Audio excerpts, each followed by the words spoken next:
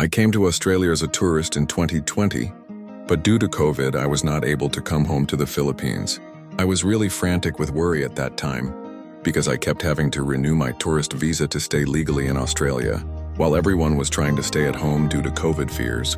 I was fortunate to be living in the bush with my cousin and another Filipina, both of whom were married to Australian citizens.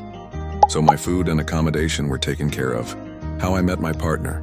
He was coaching kids' swimming lessons, and while he was on his lunch break, he noticed me walking towards the pool. I didn't notice him though, as I was too focused on finding a comfortable spot on one of the benches. That was the start of a beautiful friendship, and we hit it off. Given our age, we decided to take things to the next level and started living together in September 2020 in an apartment in Darwin, Northern Territory. In December 2020, we decided to move to Queensland so my partner could be closer to his 4 children and grandchildren.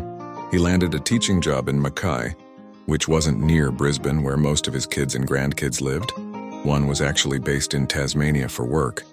But being in Queensland was a step in the right direction.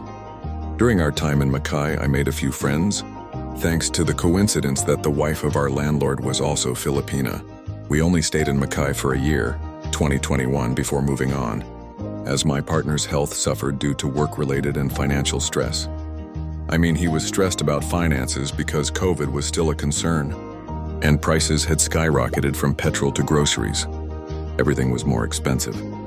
Given the circumstances, my partner started applying for jobs online, looking for a role with better pay and perks, like housing support.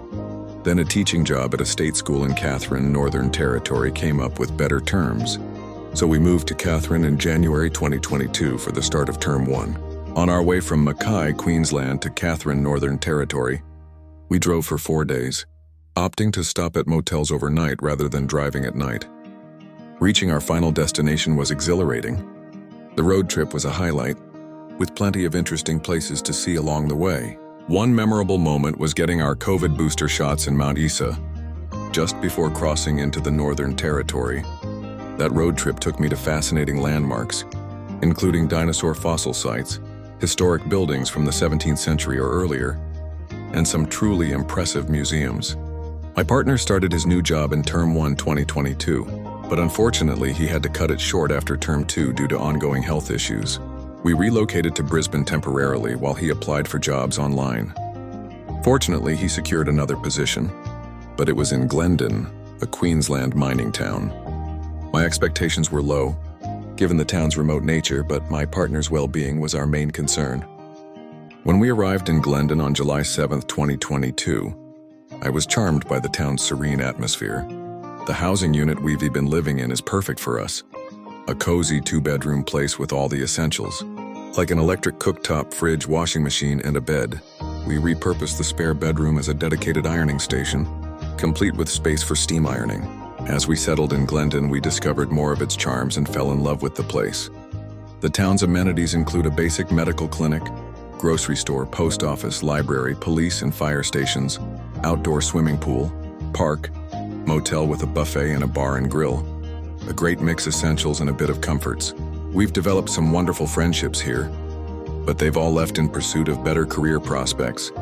In a small town like Glendon, with a tiny school population under 60 students, opportunities for professional growth are limited, which can be a challenge for career-driven professionals. For us, we'd love for Glendon to be the place where he wraps up his teaching career.